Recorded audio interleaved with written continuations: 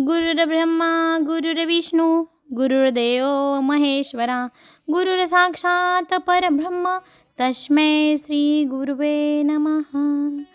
दिगंबरा दिगंबरा श्रीपादवल्लभ दिगंबरा अवधूत चिंतन श्री गुरुदेव दत्त दत्त दत्त दत्त दत्त।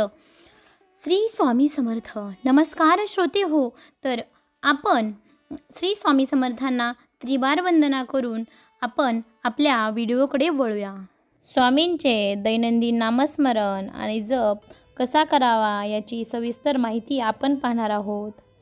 तर स्वामींच्या भक्तांनी रोज सकाळी व संध्याकाळी व रात्री जमेल तसं 5 मिनिटे डोळे मिटून स्वामींचा चेहरा आपल्या डोळ्यासमोर शांतपणे आणावा आणि बसायचं।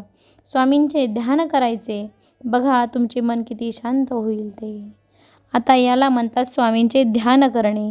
आता स्वामींचे नामस्मरण कसे करणे, तर स्वामींचे सतत नामस्मरण जेव्हा वेळ मिळेल तेव्हा मनातल्या मनात करतच राहावे। तुम्ही जेवढे स्वामींचे नामस्मरण कराल तेवढे शुद्ध व्हाल। स्वामींचे नामस्मरण हे मोठ्या आवाजात करावे हा नियम कुठेच नाही, तर मनातून केले तरी चालेल। श्री स्वामी समर्थ, जय जय स्वामी समर्थ या वरील शब्दांचा उच्चारण स्वामींचा नामजप सतत नामस्मरणात मनातल्या मनात करत राहा, तुम्हाला आनंद प्राप्त होईल।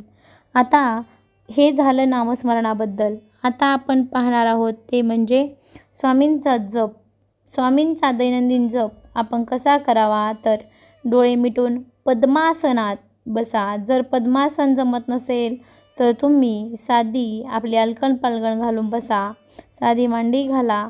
खाली आसन किंवा चटई किंवा चादर असायला हवी। वृद्ध आणि आजारी ज्या व्यक्ती असतील त्यांनी निश्चिंत होऊन आपल्या खुर्चीवर बसा। मनात कोणत्याही प्रकारची शंका आणू नका। स्वामींच्या तस्वीरीसमोर बसा किंवा स्वामींचा चेहरा डोळ्यासमोर आणून ठेवा आणि स्वामींशी एकरूप व्हा। स्वामीमय पूर्णपणे व्हा। स्वामींचा चेहरा डोळ्यात साठवा। स्वामींचे रूप समोरून ढवळू देऊ नका। इतके स्वामींशी एकरूप व्हा। जप करण्यास सुरुवात करा। स्वामींचा षडाक्षरी मंत्र श्री स्वामी समर्थ, जय जय स्वामी समर्थ। श्री स्वामी समर्थ, जय जय स्वामी समर्थ असा 11 वेळा, 21 वेळा किंवा 108 वेळा हा मंत्र जपत राहा। तुम्ही साधं श्री स्वामी समर्थ, श्री स्वामी समर्थ असं देखील जपू शकता।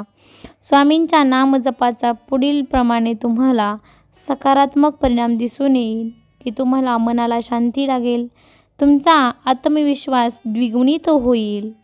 तुम्ही जर स्वामी उपासक किंवा भक्त असाल तर बघा तुमचे मन खंबीर बनेल, चित्त स्थिर होईल, मन स्थिर होईल, दुःख विसरायला होईल, आध्यात्मिक आनंद प्राप्त होईल।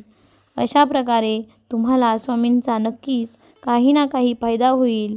स्वामी भक्तांना चांगले आरोग्य आणि आयुष्य प्राप्त होऊन संकटाला सामोरं जाण्याची शक्ती या सर्वात आहे, नामात आहे, जपात आहे, ध्यानात आहे। तुमची सर्वांगीण प्रगती होईल। तर अशा प्रकारे हा व्हिडिओ खास मी तुमच्यासाठी बनवला आहे की स्वामींचे दैनंदिन नामस्मरण, जप, तप, ध्यान कसे कराल। व्हिडिओ आवडला असेल तर चॅनलला नक्कीच सबस्क्राईब करून कमेंटमध्ये स्वामी माझी आई नक्की कमेंट करा।